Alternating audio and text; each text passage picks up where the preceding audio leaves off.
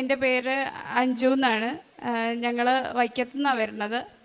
ഇതെൻ്റെ അമ്മ രാജേശ്വരി, ഇതെൻ്റെ ചേട്ടൻ്റെ ഭാര്യയാണ് അനുപ്രിയ. അപ്പം ഞങ്ങളുടെ കുടുംബത്തിൻ്റെ വളരെ പ്രധാനപ്പെട്ടൊരു കാര്യം ഇവിടെ സാക്ഷ്യം പറയാൻ വേണ്ടിയിട്ടാണ് വന്നിരിക്കുന്നത്. ശരിക്കും പറഞ്ഞാൽ സാക്ഷ്യം തുടങ്ങാനായിട്ട് എനിക്കുള്ളതിനേക്കാളും കൂടുതൽ അവകാശം എൻ്റെ അമ്മയ്ക്കാണ്. കാരണം ഈ കൃപാസനം പള്ളിയിലേക്കും ഈ ഉടമ്പടിയിലേക്കും കൊണ്ടുവന്നത് എൻ്റെ അമ്മയാണ്. അപ്പം അതുകൊണ്ട് ഉടമ്പടി തുടങ്ങാനുള്ള അവകാശം എന്തായാലും അമ്മയ്ക്കാണ്. അപ്പം അമ്മ പറയും. പരിശുദ്ധ അമ്മ പ്രത്യക്ഷപ്പെട്ട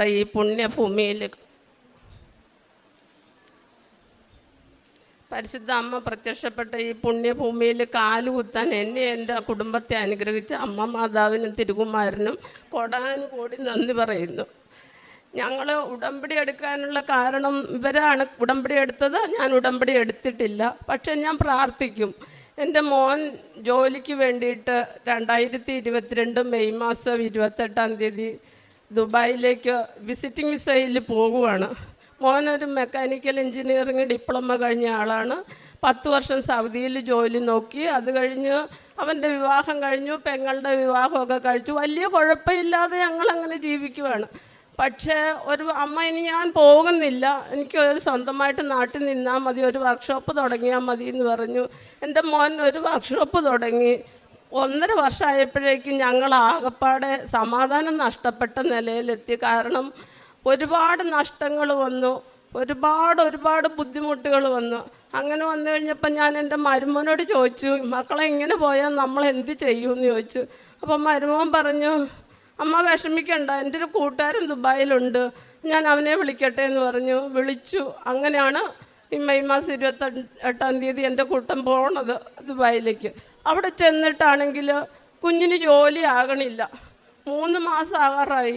എനിക്കൊരു സമാധാനവും ഇല്ല.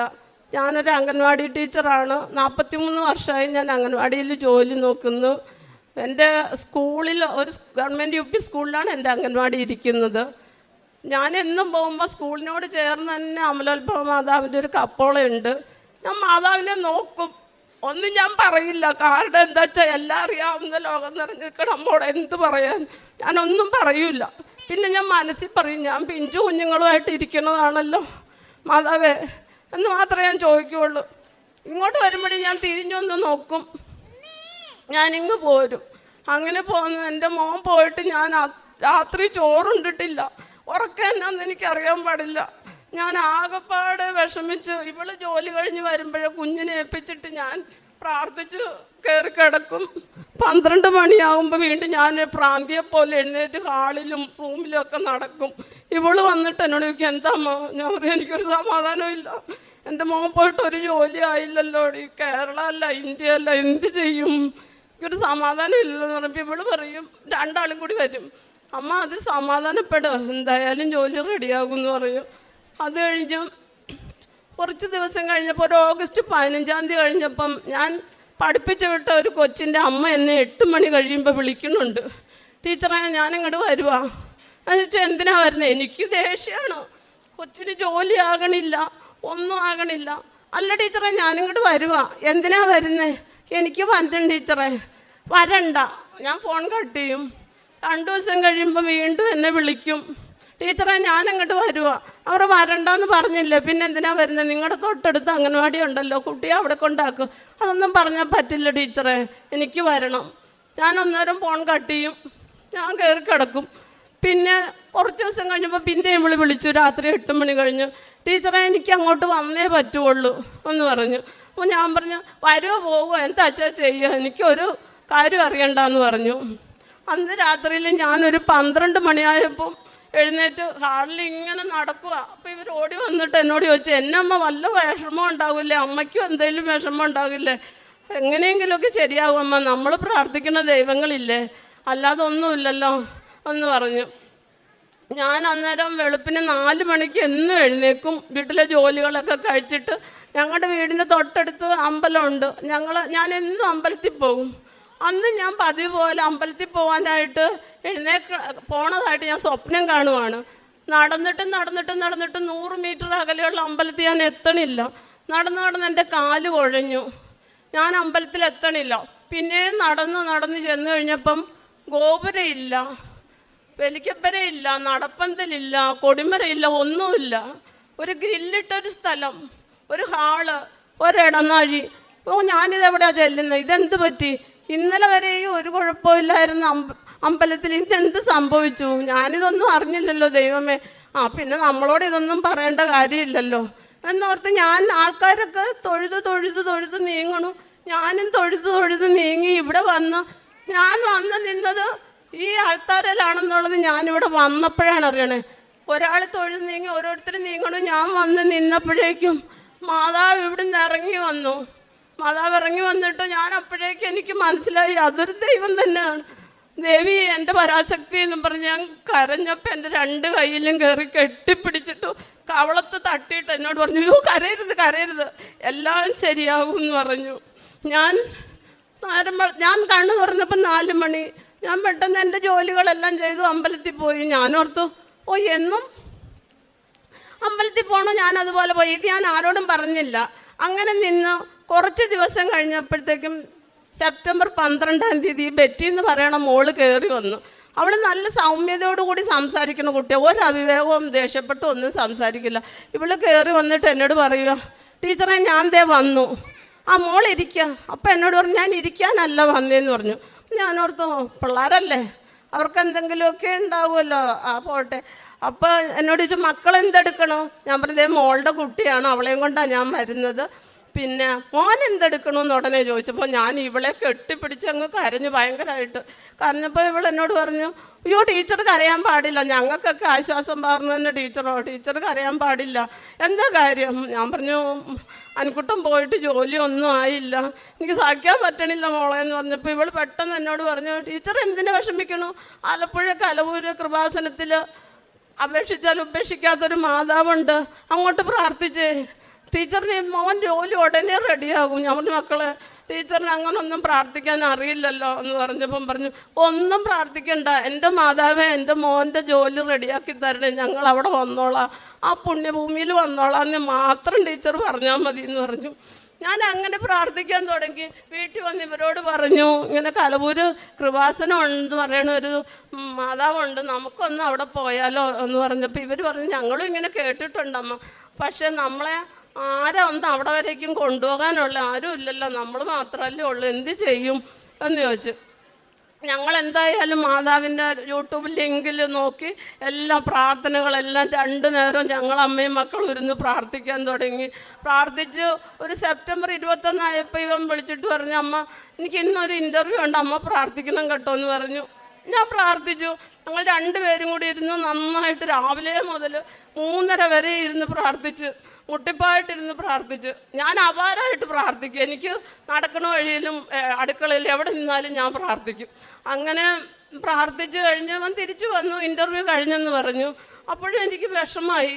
രാത്രിയിലും പ്രാർത്ഥിച്ചുകൊണ്ടിരുന്നു. ഞാൻ ഉറങ്ങാൻ കണ്ടപ്പോൾ ഞാൻ ചോദിച്ചു, എന്നാലും മാതാവേ, ഞാൻ അവിവേകാണ് പറയണേ, എന്നോട് പൊറുക്കണേ മാതാവേ, ഞാനൊരു വിധവയായതുകൊണ്ട് എല്ലാവർക്കും പുച്ഛാണല്ലോ വിധവകളെ, അതുകൊണ്ടും അമ്മയ്ക്കും പുച്ഛായിരിക്കും, അതുകൊണ്ടായിരിക്കും എൻ്റെ മോൻ്റെ കാര്യം ഇതുവരെ റെഡിയാക്കാത്തതെന്ന് പറഞ്ഞു. ഞാൻ ഭയങ്കരമായിട്ട് കരഞ്ഞു.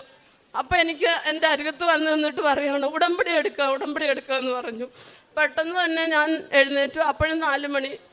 അടുക്കളയിലെ ജോലികളൊക്കെ ചെയ്തുകൊണ്ടിരുന്നപ്പോൾ മരുമോൾ എണീറ്റ് വന്നപ്പോൾ ഞാൻ അവളോട് പറഞ്ഞു, മക്കളെ ഉടമ്പടി എടുക്കുന്ന ഇങ്ങനെ ഒരു അശരീരി അമ്മ കേട്ടല്ലോ, അയ്യോ അമ്മ ഇപ്പം ആരിയ്ക്കണം നമ്മളെ കലവൂര് വരെ ഒന്ന് കൊണ്ടുപോകാനായിട്ട്, എന്ത് ചെയ്യുമെന്ന് പറഞ്ഞപ്പോൾ ഞാൻ പറഞ്ഞു, മക്കളെ വിഷമിക്കണ്ട, ഓൺലൈൻ ഉണ്ടെന്ന് പറയുന്നുണ്ടല്ലോ, നമുക്ക് എന്തെങ്കിലും മാതാവ് അനുഗ്രഹിച്ച് അവിടെ ചെല്ലാൻ പറ്റിയ അന്ന് നമുക്ക് തീർത്ഥാടന ഉടമ്പടി എടുക്കാം, മക്കളിപ്പോൾ ഓൺലൈൻ ഉടമ്പടി എടുക്കുമെന്ന് പറഞ്ഞു.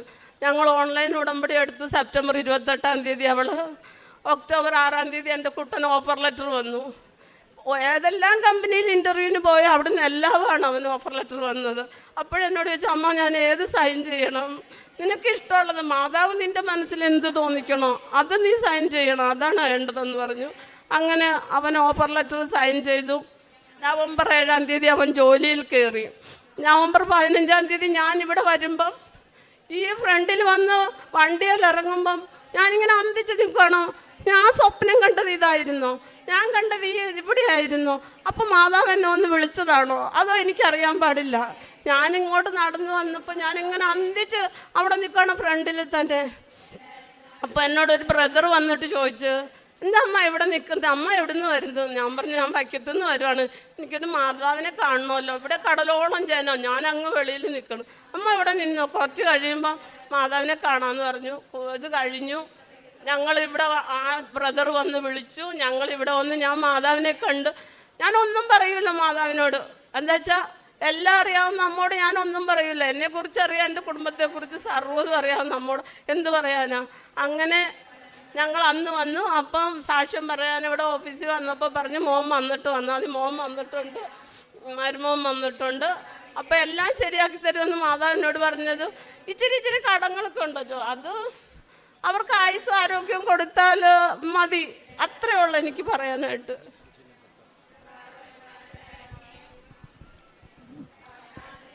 ഞങ്ങൾ രണ്ടുപേരും വേറെ വേറെ ഉടമ്പടി എടുത്തിട്ടുണ്ട്. ഇപ്പോൾ ഞാൻ ഉടമ്പടിയിൽ കുറച്ച് നിയോഗങ്ങൾ മാതാവിൻ്റെ അടുത്ത് സമർപ്പിച്ചിട്ടുണ്ടായിരുന്നു. അതിൽ ആദ്യത്തേതെന്ന് പറയുന്നത് എൻ്റെ ഹസ്ബൻഡിൻ്റെ ഒരു ജോലിയുടെ കാര്യമായിരുന്നു.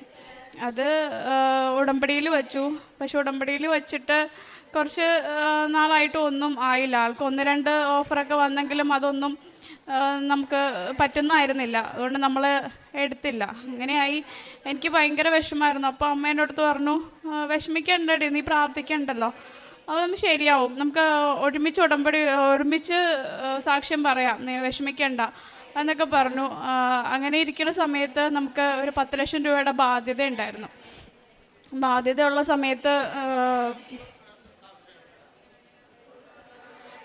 ബാധ്യതയുള്ള സമയത്ത് നമ്മൾ അത് കൊടുക്കാനായിട്ട് നമുക്ക് ഒരു നിവൃത്തിയില്ല. കാരണം ഓൾറെഡി വീടിന് നമുക്ക് ലോണുണ്ട്, അപ്പോൾ കൊടുക്കാൻ പറ്റുന്നില്ല. അപ്പം ആളെൻ്റെ അടുത്ത് പറഞ്ഞു, ആഞ്ചു നമുക്കെന്നാ വീട് വിൽക്കാം, വീട് വിറ്റിട്ട് ആ പൈസ തീർക്കാം, ബാങ്കിലെ ലോണും ക്ലോസ് ചെയ്യാം എന്ന് പറഞ്ഞു. ഞാൻ പറഞ്ഞു, എന്താണ് തോന്നണേ അതുപോലെ നമുക്ക് ചെയ്യാം എന്ന് പറഞ്ഞു. വീട് വിൽക്കാൻ വേണ്ടിയിട്ട് നമ്മൾ ഒരുപാട് ആൾക്കാരോട് പറഞ്ഞു. ആൾക്കാർ വന്ന് നോക്കുന്നുണ്ട്. പക്ഷേ അപ്പോഴും ആ വീട് വിൽക്കുന്നതിന് നമുക്ക് അത്രയ്ക്ക് വിഷമമാണ്. വീട് വിൽക്കാനായിട്ട് നമുക്ക് മനസ്സ് അനുവദിക്കുന്നില്ല.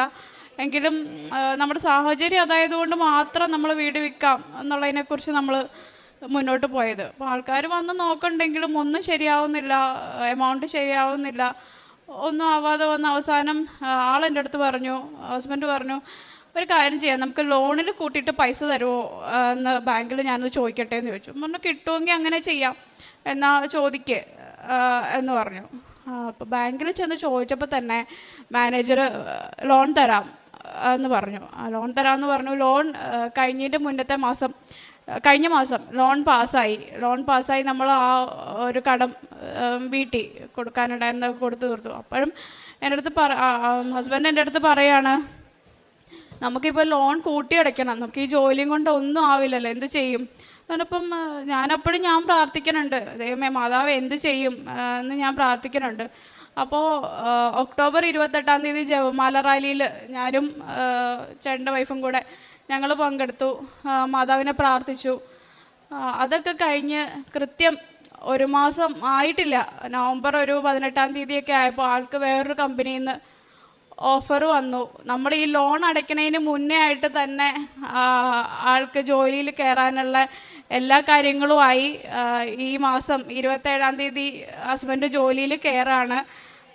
അതിന് മാതാവിനോട് എനിക്ക് 1000 നന്ദി. കാരണം വീടും നമുക്ക് പോയില്ല, നമ്മുടെ വീടും നമുക്ക് മാതാവ് നേർവഴി കാണിച്ച വീടും നമുക്ക് തന്നെ കിട്ടി. പിന്നെ ആളുടെ ജോലിയും അതുപോലെ തന്നെ എല്ലാം ശരിയായി. പിന്നത്തെ കേസ് എനിക്കൊരു ജോലിയുടെ മാറ്റത്തിനാണ്. ഞാൻ ഉടമ്പടിയിൽ വെച്ചിട്ടുണ്ടായിരുന്നില്ല ആ കാര്യം. മാതാവിൻ്റെ അടുത്ത് പ്രാർത്ഥിച്ചാണ് ജോലി മാറ്റിയിട്ട് വേറൊരു ജോലി മാതാവ് എനിക്ക് ശരിയാക്കി തരണമെന്നുള്ളത്. അത് ഇപ്പം ഞാൻ അവിടെ ജോലി മാറി കയറിയിട്ട് ഇപ്പം 6 മാസത്തോളമായി. അങ്ങനെ ഞാൻ എന്തൊക്കെ പ്രാർത്ഥിച്ചിട്ടുണ്ടോ, എന്തൊക്കെ നിയോഗങ്ങൾ മാതാവിൻ്റെ അടുത്ത് വെച്ചിട്ടുണ്ടോ, വെറുതെ ആണെങ്കിലും മാതാവിൻ്റെ അടുത്ത് എന്ത് പ്രാർത്ഥിച്ചിട്ടുണ്ടോ അതെല്ലാം മാതാവ് എനിക്ക് സാധിച്ചു തന്നിട്ടുണ്ട്. എനിക്ക് നന്ദിയല്ല, എന്താ ഒരു ആയുസ് മുഴുവൻ മാതാവിൻ്റെ അടുത്ത് കടപ്പെട്ടിട്ടുണ്ടാവും. പിന്നെ അത് തന്നെയല്ല, ആരെൻ്റെ അടുത്തൊരു ബുദ്ധിമുട്ട് പറഞ്ഞാലും എൻ്റെ വായിൽ ആദ്യം വരുന്നത്, നിങ്ങൾ മാതാവിനെ പ്രാർത്ഥിക്കേ, കലവൂരിങ്ങനെ ഒരു പള്ളിയുണ്ട്, അവിടെ പോയിട്ട് നിങ്ങൾ പ്രാർത്ഥിക്കും, നിങ്ങളുടെ എല്ലാ ബുദ്ധിമുട്ടുകളും മാറും, കഷ്ടപ്പാടുകളും മാറും. എങ്ങനെയാണെന്നറിയില്ല, ആദ്യം തന്നെ എൻ്റെ വായിൽ മാതാവിൻ്റെ പേര് മാത്രമേ വരുള്ളൂ. ഒരു ബുദ്ധിമുട്ട് അനുഭവിക്കുന്ന ഒരാളൊരു കാര്യം പറയുകയാണെങ്കിൽ ആദ്യം പറയും, നിങ്ങൾ അവിടെ പോയി പ്രാർത്ഥിക്കും, നിങ്ങളുടെ എല്ലാ ബുദ്ധിമുട്ടും മാറും. അതുകൊണ്ട് എനിക്ക് 1000 നന്ദിയുണ്ട്. ജീവിതകാലം മൊത്തം നമ്മൾ മാതാവിൻ്റെ അടുത്ത് കടപ്പാടുള്ള ആളായിരിക്കും. ഇനി ആൾക്കും കുറച്ച് അനുഭവങ്ങൾ ഉണ്ടായിട്ടുണ്ട്, ആൾ പറയാം. ആദ്യം തന്നെ മാതാവിനും യേശുനാഥനും ഒരു കോടി നന്ദി. എനിക്ക് എൻ്റെ ഏറ്റവും വലിയ പ്രധാനപ്പെട്ട സാക്ഷിയായിരുന്നു ഹസ്ബൻഡിൻ്റെ ജോലി, അത് അമ്മ പറഞ്ഞു. പിന്നെ എനിക്ക് പറയാനുള്ളത്, എനിക്കൊരു എൻ്റെ കൂട്ടുകാരി എന്ന് പറഞ്ഞ ചേച്ചി ഉണ്ടായിരുന്നു. ചേച്ചിക്ക് ആദ്യത്തെ കുട്ടി പ്രീമച്വർ ബേബിയാണ്. രണ്ടാമതൊരു പ്രഗ്നൻ്റ് ആയി, പക്ഷേ 2 ആഴ്ച കഴിഞ്ഞപ്പോൾ അബോഷനായിപ്പോയി. 3ാമത് പ്രഗ്നൻ്റ് ആയ സമയത്ത് ഞാൻ വെറുതെ വിശേഷം ചോദിച്ചപ്പോൾ പറഞ്ഞു, എടി അത് ചാൻസ് ഇല്ലെന്നാ ഡോക്ടർ പറയണേ, ഇൻറ്റേർണൽ ബ്ലീഡിങ് ഉണ്ട്, പിന്നെ നോക്കാമെന്നാ പറഞ്ഞേ, അത്രേ ഉള്ളൂ എന്ന് പറഞ്ഞു. അപ്പം ഞാനിതുപോലെ മാതാവിൻ്റെ ലിങ്കും പിന്നെ യൂട്യൂബിലെ സാക്ഷ്യങ്ങളും ഒക്കെ അയച്ചു കൊടുത്തു.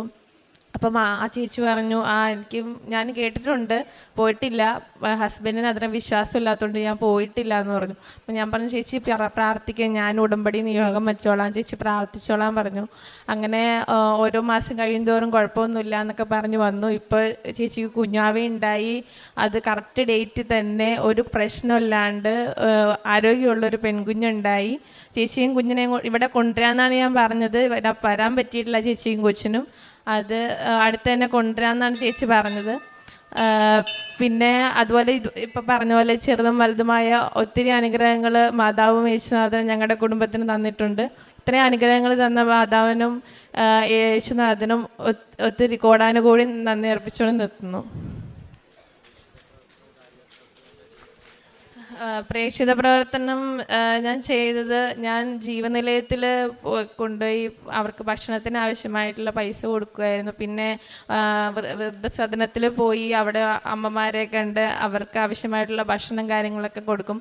പിന്നെ പത്രം ഞാൻ എല്ലാ മാസങ്ങളിലും വന്ന് പത്രം മേടിച്ചുകൊണ്ട് പോവും. എന്നിട്ട് ഗവൺമെൻറ് ആശുപത്രിയിൽ തൃപ്പൂണിത്തുറയും പിന്നെ നമ്മുടെ വൈക്കത്തും എല്ലാ ആശുപത്രികളിലും രോഗികൾക്ക് പിന്നെ രോഗികളെ പോയി കാണും. അവർ പ്രാർത്ഥിക്കാൻ പറയും. നമ്മുടെ പ്രാർത്ഥനയുടെ കൂട്ടത്തിൽ അവരുടെ പ്രാർത്ഥനയോട് ഉൾപ്പെടുത്തും. പിന്നെ അവർക്ക് വേണ്ട കാര്യങ്ങൾ അവർ മാതാവിനെ കുറിച്ച് ചോദിക്കുമ്പോൾ മാതാവിനെ കുറിച്ച് പറഞ്ഞു കൊടുക്കുകയും പിന്നെ ചെറിയ കാശുരൂപം ഞാൻ എൻ്റെ കയ്യിലുണ്ടാവും. അപ്പോൾ ആവശ്യമായി കിടക്കുന്ന രോഗികൾക്ക് ഞാൻ കാശുരൂപം കൊടുത്തിട്ട് പറയും, പ്രാർത്ഥിച്ചോ അമ്മേ, മാറിക്കോളും, കുഴപ്പമൊന്നുമില്ല, പേടിക്കണ്ട എന്ന് പറഞ്ഞ് അവർക്ക് ആശ്വാസവാക്കുകളും ഒക്കെ പറഞ്ഞ് അവരോടൊക്കെ സംസാരിച്ച് അങ്ങനെയാണ് ഞാൻ പ്രേക്ഷിത പ്രവർത്തനം ചെയ്യാറ്.